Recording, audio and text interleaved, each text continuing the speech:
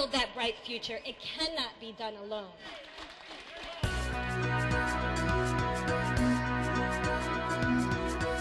I know intimately where the community has been, and I also have a vision of where we need to go.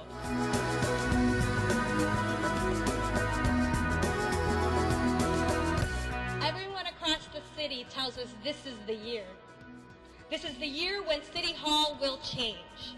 For the first time in decades, we have a real chance to replace the seats in City Hall with new faces.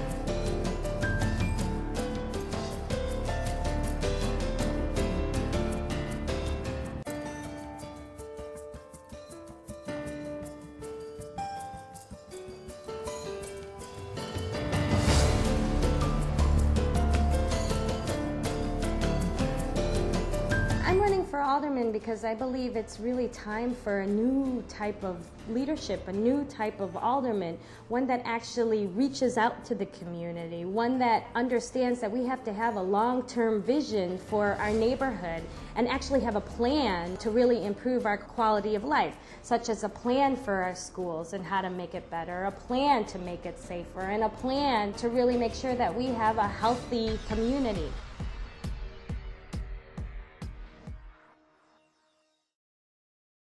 She is a great coalition builder, that she has a vision about transparency, accountability, and communication. I am so happy that I'll be able to find somebody finally in the ward that can do something. We need to bring the city services back to our ward.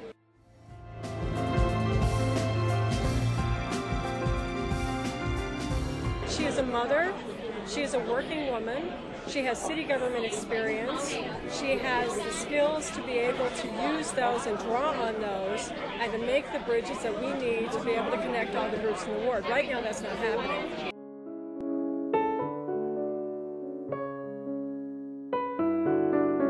I'm from the Philippines. My family and I immigrated here to the United States when I was 6 months old, and then we settled in the West Rogers Park area, which is the 50th ward, when I was 3 years old.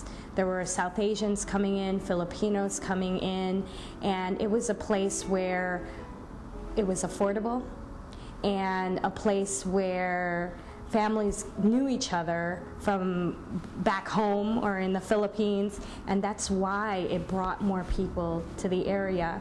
And so I had an opportunity to play with Indian kids and then Jewish kids and learn what it's like to be with a diverse group of people at a very young age. I have a very understanding husband.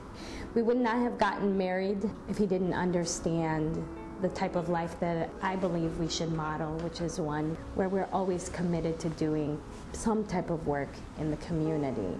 I have 2 young kids, Levi and Ben, and they're really smart little cookies.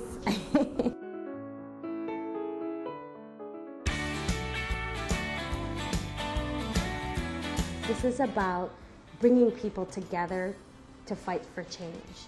When there are newcomers in politics, what people want to do is always shut that person out. And it fuels me when that happens to continue to fight for inclusion and to be a part of the process. Naisy has the strongest grassroots campaign, I think, out of all of them. I think she's most connected with issues that mean the most to a large population of people. She'll have so much of a better connection to residents in the ward. What I like about going door to door is that I get to connect with people.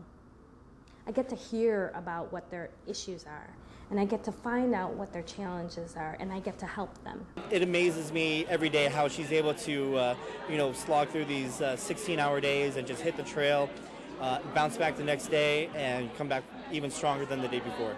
She really does have the heart of the community as her focus, is her only focus, and I can see potential with Naisy's leadership as somebody who engages people, who empowers the community to want to put forth effort to creating programs in the community. Naisy is the one that really projected what the area needed. You know, because our area is so diversified with a lot of different kinds of people, and she just reaches to everybody. She just touches everybody's heart. For some reason, she has a warm heart. In 2004, I was registering people to vote in the neighborhood, and I found out that there were so many people that had been ignored. People hadn't seen a precinct captain for over 15 years. And at that point in time, I realized that there are people of all backgrounds and of all races that don't get asked to be engaged. You need to just give something back. And Naisy's been doing that all her adult life. You know, her work with AmeriCorps, I really got to know her through her work with the Coalition for Immigration and Refugee Rights. And I just think it's important.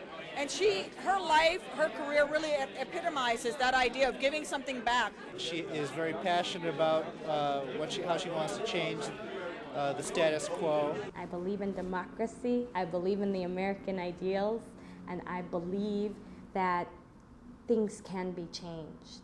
So I'm a realist idealist.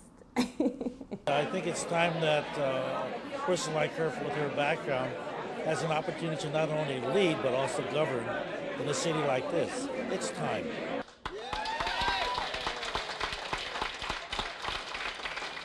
Let's make it great. Let's renew our hope for our families and friends, and let's build trust and friendship once again. Let's expect more for our ward. We're very confident she's the right person for the 50th ward. We're very confident for that. Now is our time, and now is our victory.